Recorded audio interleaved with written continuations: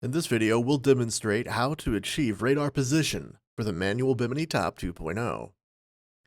Begin the procedure with the Bimini top in the full down position. Take the protective boot and drape it over the frame and the Bimini top. Buckle the two lateral compression straps on either side of the Bimini frame rail.